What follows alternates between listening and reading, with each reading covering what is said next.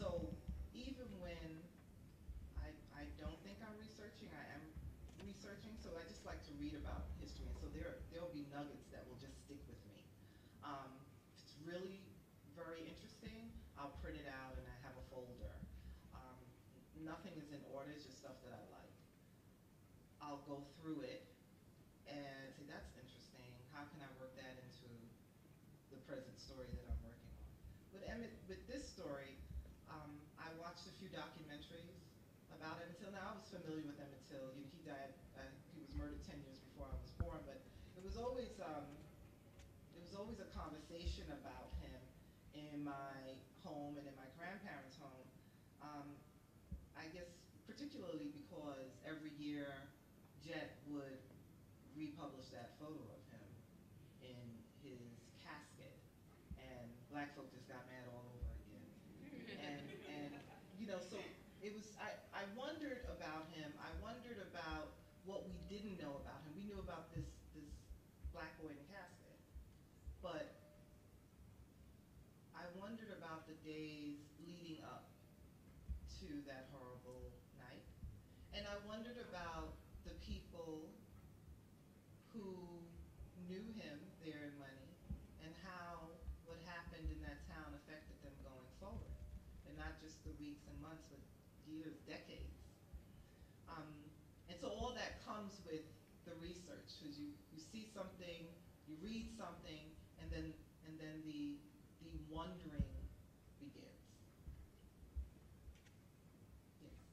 Using a place as the narrator, I'm wondering what things open up and what things limit the voice on that. Using the things limit the voice. Well, Money in this book is all knowing and all seeing. So I don't think that it was limited at all. And any voice, any narrator that's all knowing and all seeing, it's just completely open. Now I will say that I've been accused in the past of of being a little brutal in my storytelling. I don't believe in whitewashing. So with this story, I made a very conscious decision not to drag the reader through every single horrific detail of his murder. And you know, you can't win for losing, because I had a few people who apparently needed the gore, and thought that I had slighted the story by not you know, giving you every single gory detail. Last time I tried to do that. Yes. Yes. Why do writers write under a pseudonym? Why do writers write under Geneva Holiday are two very different people. And I had this audience in place, writing as Bernice McFadden. And I did not want them to be confused.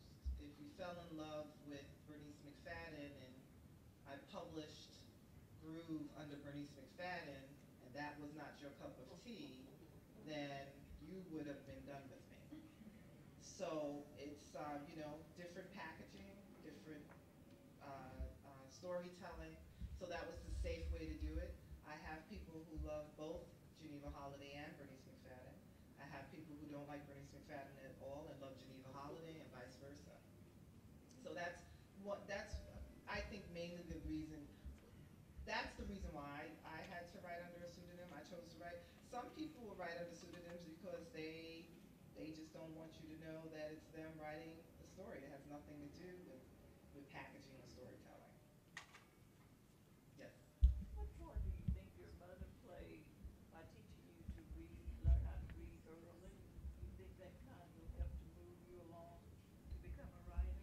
The question is, what part did my mother play in teaching me how to read early? Definitely. And it also created for me a safe place. I was very shy, and my home life was not always a very happy one. So I could always escape into my books. So I certainly appreciate her for doing that. But I look at it now, we're all readers. So it's just like, even this, you know, my mother wasn't a big reader, like I And I found out very late, just a few years before my father passed, that he was a big reader.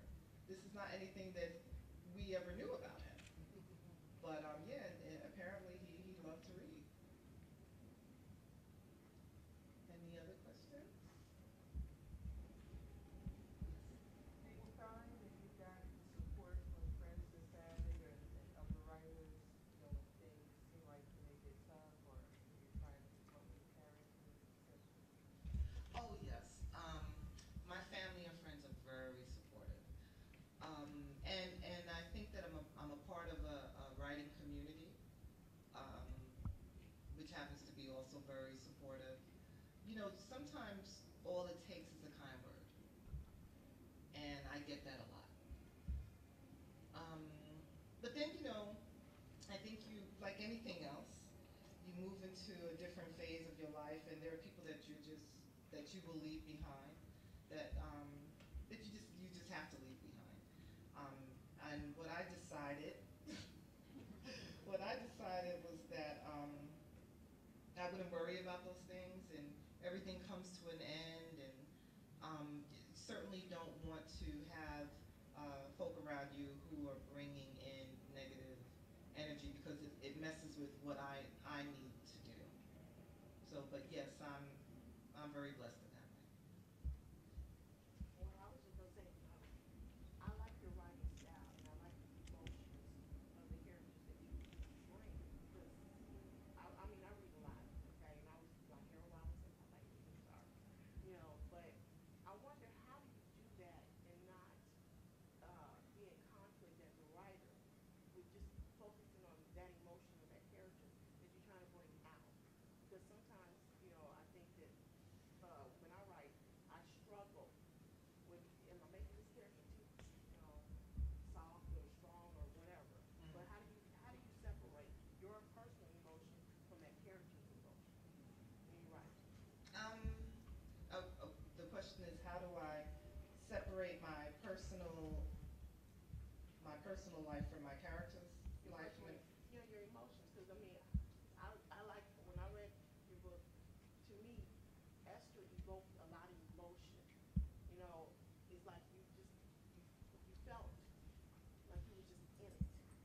And how did you separate yourself, your emotions from your character emotions? Um, I don't know if I can explain to you how I separate my emotions from my character's emotions, simply because this. I feel that I'm a catalyst for the story.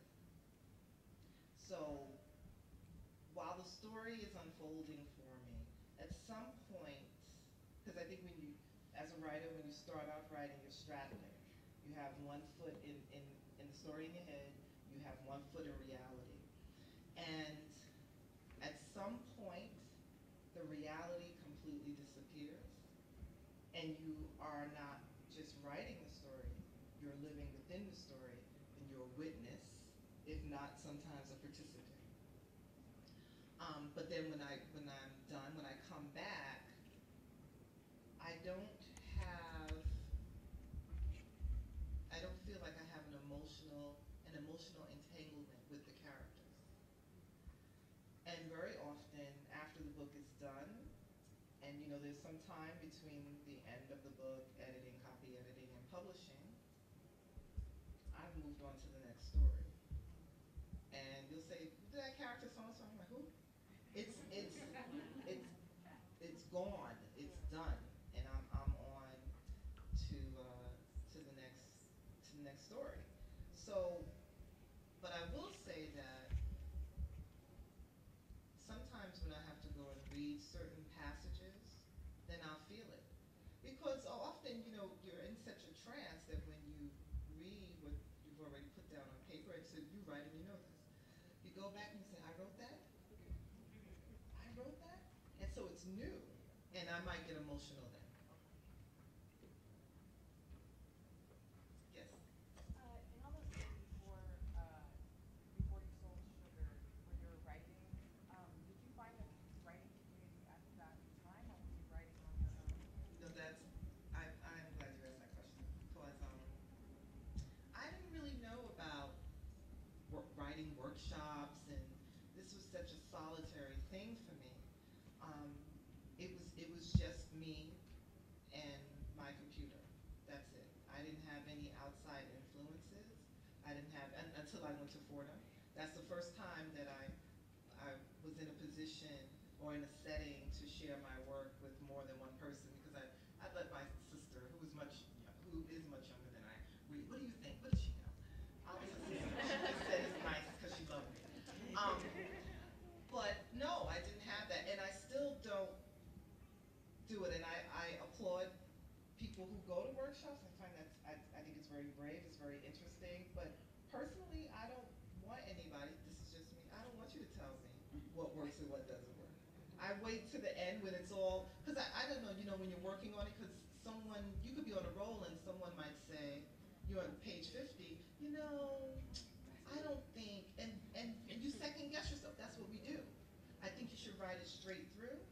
I think you should write whatever's in your head. I think it should be raw, and then you go back and edit. And then, for me, then I can take it to writing workshop. So no, I did not do that. We out of time?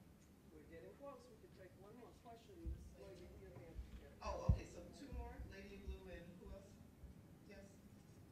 I wanted to ask you a question about your advice for teachers who have to prepare students in elementary, middle, and high school for the standardized test, 26 lines, one personal narrative. I know you don't use an outline, but you mentioned you have a creative writing class. So what advice would you give teachers? Okay, I'm not even going to be able to answer that question. You Okay. asked something similar you posed that to Elizabeth. I am not in academia, and the workshop that I teach, because I am not formally trained, so I could never say, this is how you write a story, whatever they do in formal writing classes. I teach, the name of my workshop is Writing from Your Spiritual Center, because, like I said, it's a very spiritual process for me. I'm not teaching you how to write the story. I'm teaching you how to access the story that you don't think you have, or the story you don't think you can reach. So I'm sorry. That's helpful. Okay, and the Lady in Blue. And what's your trigger for ending the book, or what process do you use for For ending? what's my process to end the story? Yes. This is how I know the story is over for me. When I start weeping. And I was like, all right, I'm crying, it must be done. And because we're separating, we're parting. It's like the child leaving the home. And that's when I know I'm finished. And I can walk away, and now I could go back to the beginning and start my self-editing.